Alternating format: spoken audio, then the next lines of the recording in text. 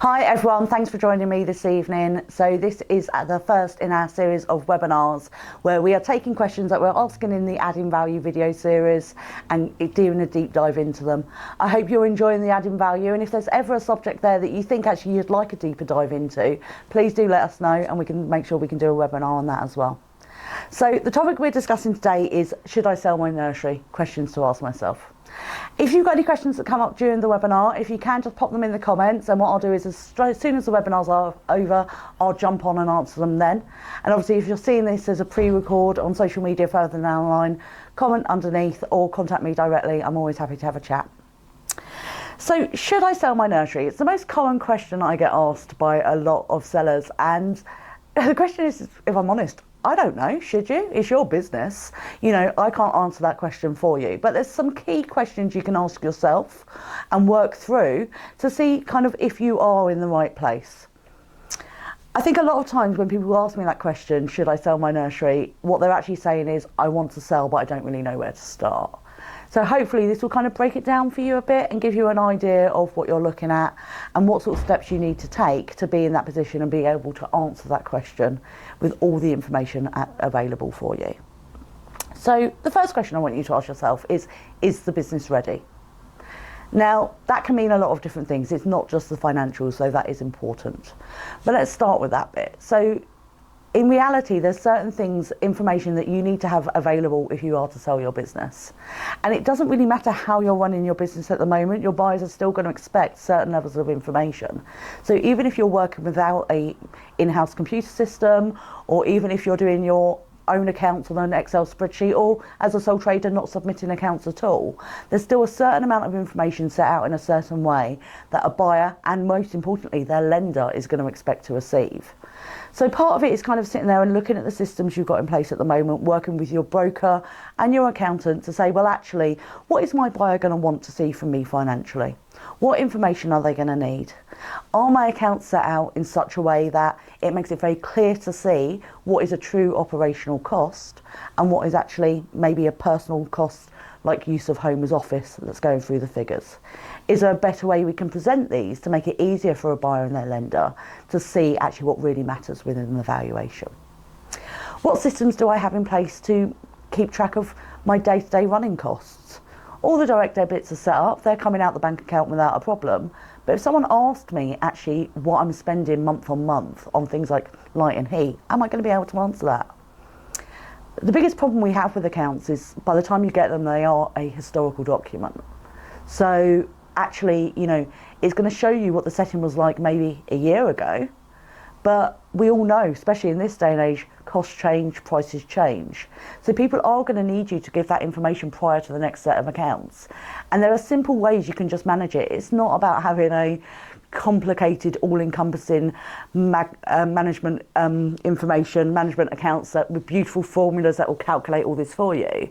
There's very simple things you can put in place now if you have nothing like that already, that you can make sure you're kind of working on, not taking up a lot of your time. So actually you're moving towards having that nice bundle of information ready to go at the time you go to market. There's also thinking about, is the business ready as the business structure and operationally. Now by structure I mean, you know, it can be actually, we're talking about as a limited company. If you are running a limited company and you have the freehold of the business within that limited company, it's about discussing, well actually, are we looking to sell this all together? Is that feasible? Is a buyer going to be in a position to buy it all? Or actually is it going to say, well, are we going to have to say, well, you know, we're going to have to sell the business separately and then retain the freehold? In which case, what does that look like to you tax-wise? If you're selling the business out of the limited company and keeping the freehold in, what does that look to you for long-term planning?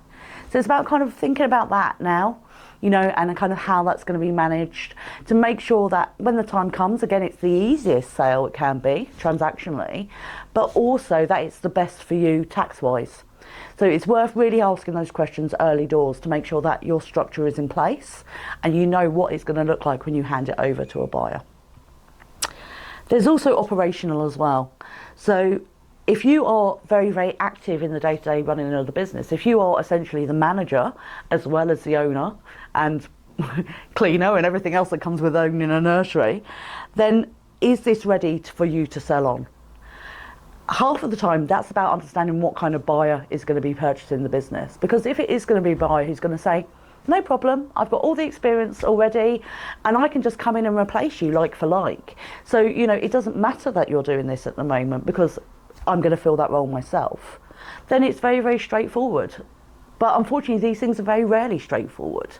Often, if someone's buying their first nursery and in a position to step into that position, it's because actually they maybe don't have the experience though to do it. So they've got the time but not necessarily the expertise. So how does that work regarding handing over? This is where succession planning comes in. So you need to think about what the nursery is going to look like without you and start making steps to almost create that before you go to market. It just makes it easier for your buyer. They can see that there's a manager in place, and actually while you're still very much involved and overseeing the business, you know, we can take you out without actually suddenly having not enough staff for ratios or someone's not doing the payroll. It eases that transition because it doesn't mean that you have to stay. And the problem is that it could mean that is if you sold with you still in place, then a buyer who doesn't want to be a manager might say, well, that's great and I love the business, but if I take you out, the whole thing falls apart. You need to stay. You need to stay until I can find a manager to take over. Or you need to stay until we can promote someone within the business to take on that role so you're not having to worry about it. So if you're envisaging a sale where actually you're handing over the keys and skipping off into the sunset, then you need to plan for it because it's not going to magically work that way. Another question to ask yourself is it valued correctly? And I think most people, when they start thinking about selling, they have that number, that figure in their head as to that's what I want to achieve. Now, unfortunately, you can't manifest that. You know, just thinking that's the figure I want doesn't mean someone's going to be willing to pay it. The business needs to be worth that. And I think one of the biggest things about being prepared and should I sell my nursery is understanding the valuation and working with a broker who can really kind of take you through the figures and explain why maybe this isn't worth that magic number yet. Or, you know, maybe it's worth more, even better. But really so you can drill down and see what the market will support. Because if you have this magic number in your head and you just say, well, I don't care what it's worth, that's what I want, then you're expecting your buyers and your lenders to fall into line, and unfortunately that doesn't happen. You're waiting for that one magic buyer who maybe is cash rich and will just go, yeah, I don't care, here's the money. And unfortunately, I haven't managed to find that person yet. There's always some element of lending, or actually buyers are a lot more savvy nowadays as what constitutes EBITDA, how the multiples work, what the banks are going to lend on. So, you know, they really understand your numbers. You need to make sure you do too.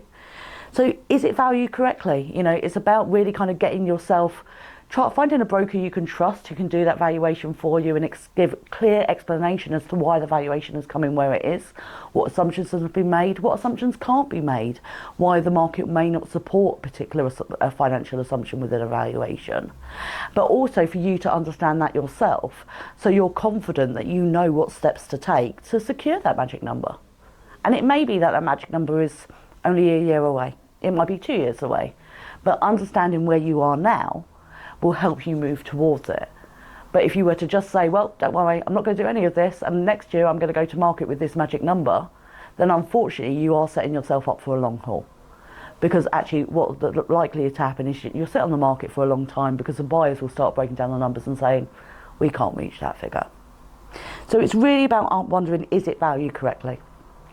And then, what does correct look like? Is that correct for you? Is that enough for you to move on? What are your plans post-completion? Is it that you want to buy a yacht? In which case we have to get you a certain amount of money. We need to make sure that actually that figure is going to work for you.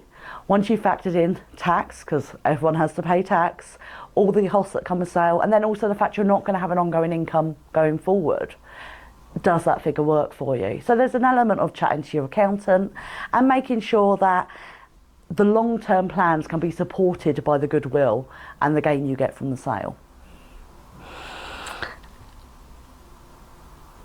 You also need to think about what you want out of the sale, and that's always a tricky thing because everyone wants something different, you know, but not all people will start with the figure.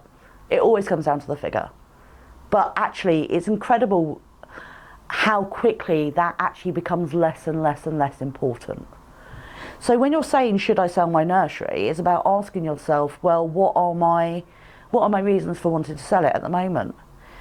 Is it that actually the figures are amazing? We've finally got to my magic number, and if I'm going to secure it, I need to go now. That's perfectly valid reason, but there's also kind of, well, does it also do everything else for you as well? A sale is not the numbers alone. It is purely about making sure that everything is right for you. So you need to work through those questions and see, actually, is the number just enough? There's the lifestyle. For a lot of people, especially if they're very hands-on within their setting, often that is the point where they go, that's it, no, I want to sell. Is now the time to sell? Because actually you've had someone's called in sick, this has happened, there's been a safeguarding incident, and actually Ofsted are very, very close to coming round again, and you've woken up on that Wednesday and gone, is now the time to sell? Because I don't know if I want to do this anymore. I regularly joke with a lot of my vendors that if you have that one day where you wake up and go, that's it, I'm selling, that's actually not the time to sell. That's a gut reaction. If you have a week of those days or a month of those days, then it's definitely time to start looking at it. Because actually, we all know that when your heart's not in it, it feels like an upward battle, and that's when you often lose control of things. If you want to make sure you secure the best price, best buyer, and the best type of sale for you, it needs to be something that you're in control of. If you kind of approach it as a bit of a fire sale because you've woken up and gone, today's the day, I've got to go, you're never going to get the best deal for you. So it's about laying the groundwork to make sure that actually if you then have that week of days, you go, don't worry, I already know what my value is. I've been making tweaks over the last year to hit that magic number. So do you know what? Yeah, my body and my brain is telling me now's the time. It's okay because everything else is in place. So let's go do this. The pressure is off. There's also, personal things. For a lot of people, sorry, I'll reword that. I think, for me, I come into people's lives often at the worst possible time. They've had a business for 20, 30 years, and something has happened in their personal lives that means that now has to be the time to sell. So it could be illness, it could be, a spouse passing away, something has happened that's gone, I have to go now. And that's a horrible position to be in because quite simply, you have to sell it. You have to kind of get out from those obligations to make sure that you can do what needs to be done in your personal life. But from the market point of view, it doesn't put you in the strongest position. And it's horrible because here you are already feeling a bit beaten up and, desperate to kind of get things sorted. And the market goes, well, that's not our problem. You're only worth what you're worth. You want to be sold quickly. We need to get you out the door quickly. That all has an impact. So again, it's about saying, well, personal wise, do you let that decision be made for you? And this is a horrible conversation to have, and it's a horrible kind of thought to have, but you don't want that decision to be made for you further down the line. You want to be in a position where if that happens, if something comes to pass, you've already got all your other ducks in the row. So actually, again, you're already in the strongest possible position. It takes that pressure off, it takes the urgency off, because you've already answered all your other questions. Financially, you're ready. Structurally, you're ready. Operationally, you're ready. We know what the value is going to be. It may not sadly be that magic number yet, but actually we know we can support a good, healthy value. So actually, if personal items are dictating that you go to market now, you're still in your strongest possible position.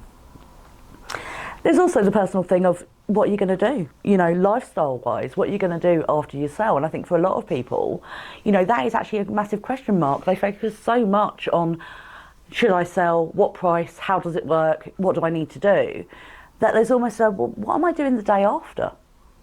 And yeah, there's always a handover and everything like that, but you're still going to have that day where you wake up and you're not a nursery owner anymore. You're not required to go in and show the new owner where the stopcock is. You don't need to worry about anything like that. No apprentices have rung you to tell you they're sick. So what do you do now? It may be you go to the Bahamas. You might be by that yacht, but it's about thinking about what that's going to look like for you. Is it that you want a certain type of retirement And actually that needs to be dictated as to when you sell your market in order to make sure that you're spry and active and can do it. Is it that we want a particular lump of money, so in order to facilitate that retirement, so we will need to make sure that's in place? Or is it that actually you don't want to own a nursery anymore, but it doesn't mean you don't want to be working? You might go off and get yourself a part-time job. Lovely. Or it might be that actually you want to stay within the sector. And it's thinking about that going forward, career progression as well, kind of what does it look like for you after? Depending on where you are within your business and the size of your business will dictate to a certain extent what sort of buyer you get. And that buyer will have a certain input as to what they really want from you going forward, be it that very short handover period, or be it that actually they see something a long term for you. There's a lot of conversation about private equity coming into the sector and, you know, money coming from people who don't understand the business, you know, investors and everything like that. And we can do an entire session on the pros and cons of that. But actually something it does do is it opens up a lot more opportunities for people who have owned nurseries, don't want to own anymore but want to stay within the sector. And even for nurseries, people who are working in them, managers who are working within them, nurses who are working within them, who want to kind of move up.